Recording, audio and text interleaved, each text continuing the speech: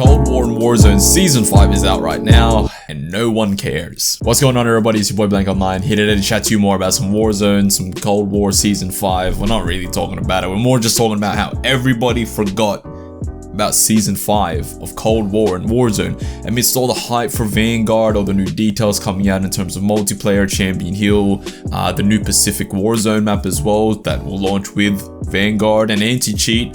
Nobody really cares about what's going on in those two games, or the two current Call of Duty games right now. Season 5 Reloaded is released today. If you didn't know, then I wouldn't blame you, because I'm gonna be honest, I didn't know either. Even though I've followed Call of Duty, even though all these things happen, I knew that I preloaded the updates for both, but I didn't know how soon it was coming. I guess I'll go through some of the new things that are coming with Season 5 Reloaded. We're getting Hudson as an operator.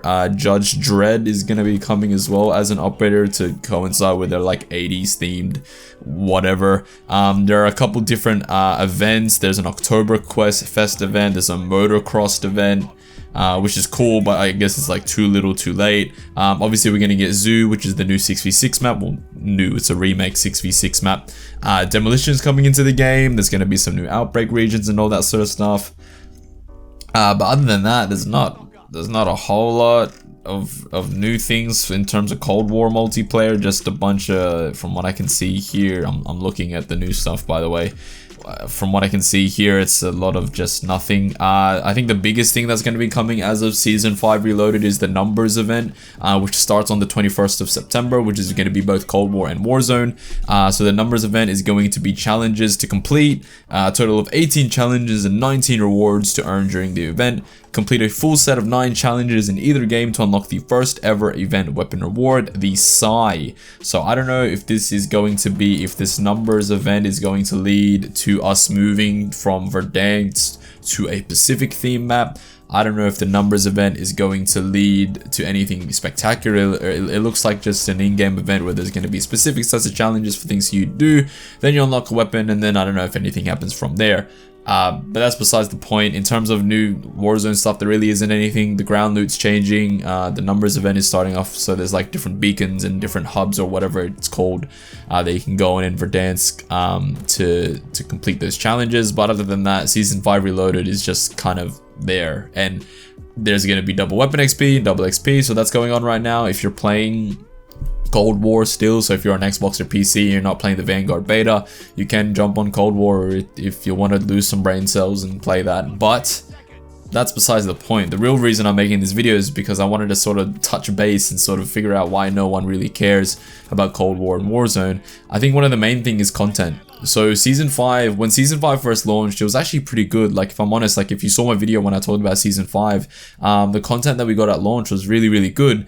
I feel like it just took too long for them to release the next batch of content, and I think the timing was wrong as well. You don't release a new like Reloaded, or you don't release your new batch of content for your season at the same time while the hype is going around for the next game, because what motivates people less to play your current game is the prospect of playing the next game. So no one on PlayStation within their right mind will be playing Cold War or Warzone this weekend. They'll be playing Vanguard. Right, and even though Vanguard's a pre-order exclusive, I feel like most people would have pre-ordered the game anyway who are still playing Cold War and Warzone right now. I feel like most of the people within the community that are continuously religiously playing Call of Duty right now would have pre-ordered Vanguard right now. So they'll be playing the beta. They'll be playing the Vanguard beta. No one's really going to be playing Cold War Season 5 Reloaded or Warzone Season 5 Reloaded. Therefore, you think of the load times and how long it's going to take for you to find a lobby in Cold War now, it's going to be absolutely ridiculous. So I think timing overall was just wrong. I feel like this could have been pushed a little earlier. I get it. They have their time frames and they have their time whenever they do things. Like the Reloaded always comes out a month or so later after the initial season launches, but their timing was just wrong. I think that this should have released before Champion Hill or after Champion Hill. Like Season 5 Reloaded should have been, I feel like the best time would have been after Champion Hill, because after Champion Hill, it is before the multiplayer reveal, it is before the open beta, so you give people about a week to play the new content, because that's genuinely how long these reloaded pieces of content last anyway. Your reloaded pieces of content only tend to last maybe a couple of days until they're kind of old news by then. So by releasing it in between the periods of the Champion Hill alpha finishing and the multiplayer beta starting, you're giving Call of Duty fans something to look forward to and something to play as well. I think timing was all wrong. They're giving too much in the same period of time. And I understand Xbox and PC players don't get the open beta, but do Xbox and PC players still care about Cold War and Warzone? Warzone is in the absolute mud right now. There is teleporting motorcycles in Warzone. There are people jumping and third-person hacks and speed hacks, not only in Warzone but Modern Warfare as well. So that game is in the absolute mud right now, and the state that it's in, I've not touched Warzone for about 2 weeks at this point, because the game is broken and all the hacks are ruining the game, and there's no point in playing a game where everything is stacked against you from the minute you launch. So I haven't played Warzone. I haven't played Cold War either, because Cold War is a piece of garbage. And the only way that I enjoy Cold War is through reverse boosting, and I can't be bothered to put in the effort of a game that I know will not matter in a month's time. And that's the basis of the problem. Cold War doesn't matter when Vanguard releases. There's no reason to play Cold War because Cold War is garbage and it doesn't matter. The prospect of Vanguard, the idea that Vanguard is doing some of the things that Modern Warfare 29 did wrong, right, is a more exciting prospect to look forward to rather than suffer on Cold War. I would rather save my energy to play the Vanguard beta. Will I be playing Cold War and Warzone Season 5 Reloaded? Probably not. I'm gonna be honest, probably not, because I have no motivation to play Cold War, and I have no desire to be dumped on by cheaters in Warzone. So until November the 5th, I don't think I'll be playing Call of Duty. Until November the 5th, besides the beta periods of Vanguard. And that is really, really weird for me to say. Even last year, right? Even last year before Cold War released, in the year of Modern Warfare and Warzone, I was still playing Call of Duty all up until the release of Cold War. And even the year before that, I was playing Black Ops 4 all up until the release of Modern Warfare. And I've done it every single year since 2009. I always play the current Call of Duty title all the way to the end of the cycle. A lot of people tend to drop off, and that's the general nature of the Call of Duty cycle. The game releases in October, November, everyone's excited for the game, and people sort of drop off around the March period, where all the hype sort of went down, and all the DLC, like you get excited for Season 1 or the first DLC pack, and then slowly but surely the game starts to drop off until around this time, when people get excited for the next game, so they start to get that Call of Duty fix again, and then once the next game releases, the cycle starts again.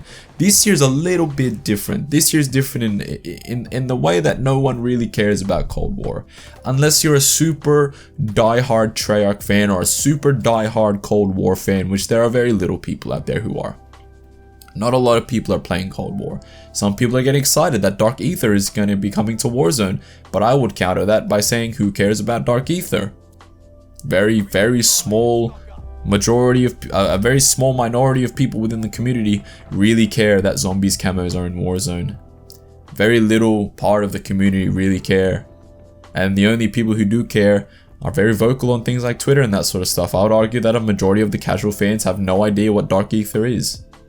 So the prospect of getting excited that a zombie camo is coming to Warzone, in the grand scheme of things, means nothing. Because the majority of people don't know that they exist, or the majority of people don't have them, or the majority of people don't care that they're coming into the game. So that's really not something to get people back onto Warzone or get really excited about. There's nothing really to get excited about. And this is not a Cold War problem, and this is not a Warzone problem. This is a blatant Call of Duty problem. With the yearly release cycle, and we've many times on this channel we've talked about how a bi-yearly or a 2-yearly release cycle would be more beneficial.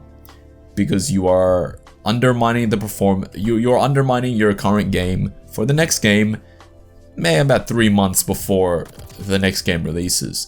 Because by the time people know that Vanguard's a thing, by the time that they know that the next Call of Duty is coming, the current Call of Duty ceases to exist. Because the current Call of Duty will not translate to the next Call of Duty. Because there's no incentive to play the current Call of Duty. What's the incentive to play Cold War right now? Is it to get Prestige Master? Is it to get Dark Ether? Is it to get DM Ultra? What's the point? What's the point of playing Warzone right now? Is it to get Prestige Master? Is it to run up against hackers? What's the point of playing Warzone right now when you know that by the time Vanguard releases, there's going to be a whole set of new guns, a brand new map, an anti-cheat, potentially a new progression system for both Vanguard and Warzone as well. So currently, everyone's forgotten about Cold War and Warzone Season 5. And I don't blame them, because I have as well. And I won't be playing Call of Duty after the beta releases.